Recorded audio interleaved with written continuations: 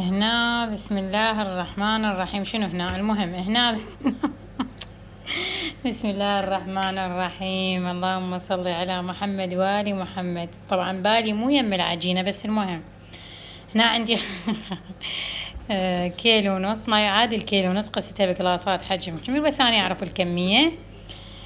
دائما نقول إذا استخدمتي دهن يكون القياس إذا كيلو نص كيلو دهن. إذا زبدة لا، الكيلو ب600 غرام زبدة.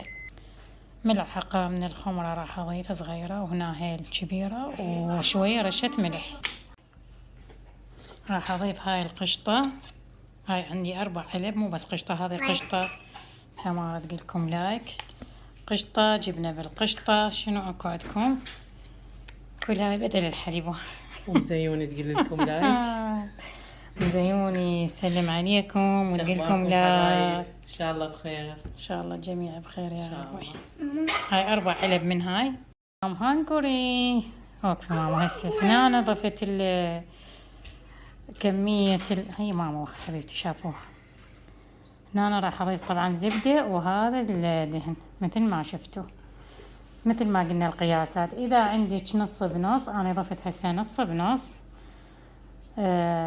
يعني ضفت زبدة وضفت الدهن. هذا الدهن يعني دهن حر حيواني. اوكي حبيبتي، شو تخلين وياي هنا؟ بعد ما شوفوا بنات، اوكي حبيبي، ظرفين من سكر ستيفيا بعد ما لابست كل الطحين. اي مقدار ما تعرفين، يعني عندك مثلي هسه انا هذا اعرفه كيلو. شوفوا بنات، اعرف هذا كيلو الدهن. فاللي احتاجه هنا شقيت، طبعا ما اخذه منه مو كامل، وتقريبا بقت نص الكمية. انتي تشوفين العجينة اي كمية عندك تشرب بالزيت، او العفو تشرب بالمكونات بهاي الطريقة، بحيث شوفي. بس هاي الشيء اكيد ما نقدر نشكلها. راح اخلط عندي هنا 3/4 القلاص مي، راح اخلط السكر هذا الستيفيا. احنا نريدها صحية 100%. هسه راح تقولين بهاي الزيوت وبهاي ما طول الدهن حيواني. الدهن الحيواني صحي، الزبدة الحيوانية ايضا صحية، ما مستخدمة مكونات. زين الشكر شوي حبيبتي، لا اخاف تقلبينه. راح اضيف هاي الكمية واعجنها. بما انه اني جربت التخمير ونجحت عندي، فهنا انا راح اخليها اخمرها بعد ما هسه الابس المكونات كلها. بعد ما خليناها ترتاح، شوفوا كلش بدأت تختمر السمارة حبيبي. هسه راح نشتغلها. الحشوة تمر، لفيته بهاي الطريقة، وراح اخلي على الوجه بيضة وعليها ملعقة من الخل. وهاي النتيجة الولا اروع.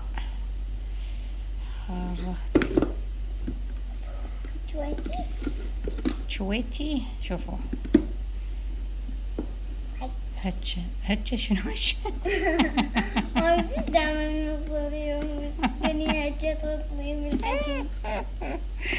يعني شلون ماما؟ شوفوا يا جمالها، والله العظيم رهيبة رهيبة ما شاء الله. هشة وكلش توب.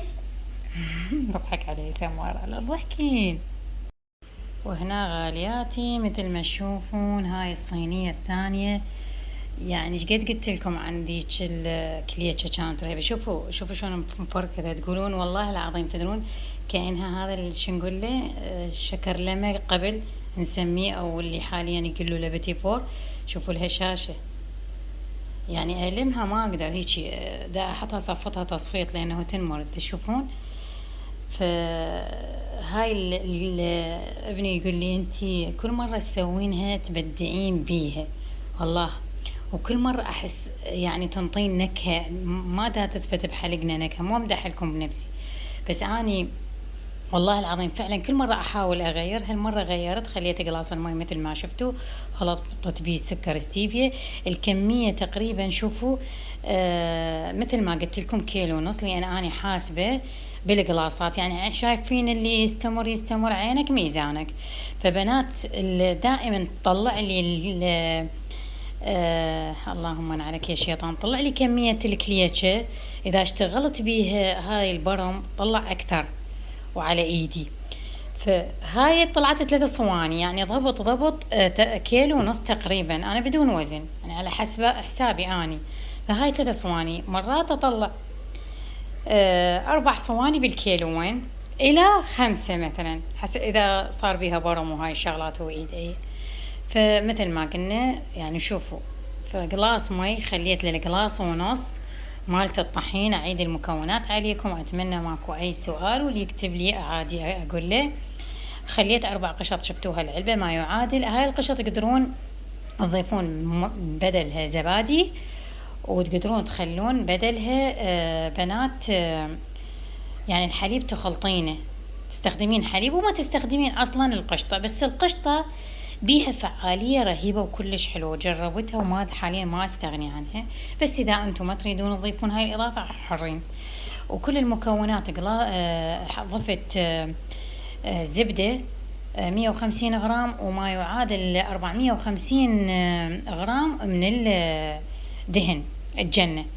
فشفتوا شلون بينت لكم من تجمعين اللي تحسيها شبعانة يعني مليانة من تلتم على بعضها. هذا المقياس اللي أنا أقيسه. إذا ما عندك وزن، إذا عندك وزن خلي مثل ما قلت لك 600 غرام. إذا زبدة كاملة 3 قوالب على 3 قوالب زبد تخلين تمام.